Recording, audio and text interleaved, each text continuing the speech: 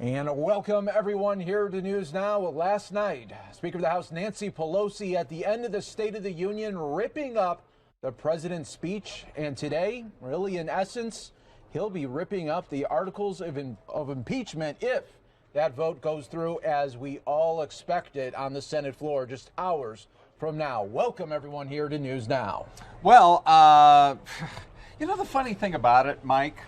I looked at that video several times to see him, see the president starting the evening off by not shaking her hand. And I wanted to be certain that he really saw it because the whole thing happened over the course of about 2 or I'd say maybe 3 seconds. Yeah. Right, which Mike Pence did not offer to shake his hand. Let's say Mike Pence put his hand out. I think he would have shaken it. If Nancy Pelosi had it right there, right afterwards, maybe he would have. I don't know. I can't be 100% certain that he purposely tried to diss her. It looked like it, but this is 100% obvious, and some are calling it more like a temper tantrum. The fact that she did what Lindsey Graham called, quote, disgraceful, and she had an hour plus to think about it. She really did. And for a lot of the speech, Ron, she was shuffling the papers. Right. She was looking down. Yes. It was trying to not look at him, staring off kind of into space or into other parts of the chamber.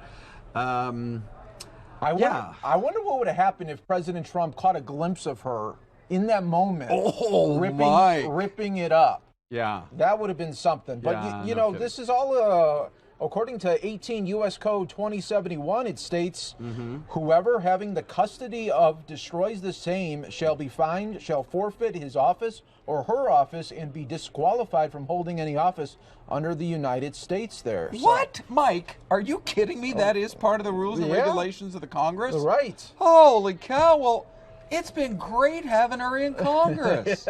I guess that's it. Now, do you think there'll be an investigation, a month-long investigation? Yes, hearings? For sure. I don't think so. I don't think so. But that was one of just many highlights, though, of the State of the Union. I'll defer to Representative Jordan.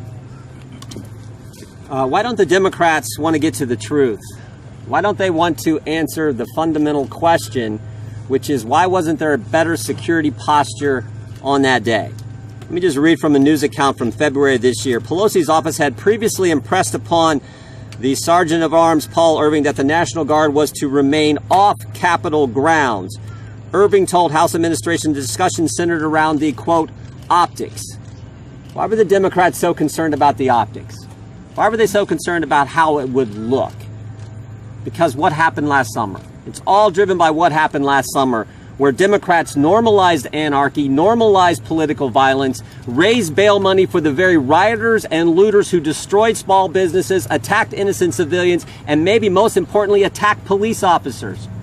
When you spend a year talking about defunding the police and actually defund the police, it's kind of hard to have more police here on January 6th like they should have done. That's the fundamental question. That's why this thing has turned into such a political charade. The police officers who will testify today, and frankly all Capitol Hill police officers, deserve to have more help that day. But the Democrats couldn't do it because of the political position they had taken all throughout last year. That's the fundamental question that won't be answered. That's why Republicans aren't serving on this committee. And now I want to yield to the ranking member of the House Administration, Mr. Davis. There is a reason that Nancy Pelosi is the most disliked elected official in America. She always puts her own partisan politics over what's best for the American people. She's an authoritarian who has broken the people's house. She is a lame duck speaker, and everyone knows it. The reason why Nancy Pelosi is refusing to seat accomplished and well-respected hardworking Republicans like Jim Jordan and Jim Banks is because she doesn't want the American people to know the truth or learn the facts. She doesn't want a fair or bipartisan investigation. She wants a political one. It is a fact that in December of 2020, Nancy Pelosi was made aware of potential security threats to the Capitol, and she failed to act. It is a fact that the U.S. Capitol Police raised concerns, and rather than providing them with the support and resources they needed and they deserved, she prioritized her partisan political optics over their safety. The American people deserve to know the truth that Nancy Pelosi bears responsibility as Speaker of the House for the tragedy that occurred on January 6th. And it was only after Republicans started asking these important questions that she refused to seat them. House Republicans will continue to follow the truth and the facts and support our law enforcement officers to make sure this never happens again in the U.S. Capitol, the People's House. And I'm proud to turn it over to my colleague, very well-respected member, Jim Banks. Thank you, Kevin, and I share those same sentiments. Our prayers go out to so many law enforcement officers who lost their lives in the last year. And every day, we thank those Capitol Police officers who risk their lives to keep us safe and to keep this Capitol hopefully open again to tourists who can come to the Capitol to see their government in action. But what we're here to talk about today is Speaker Pelosi's constant attempt to cover up facts that she doesn't want out there.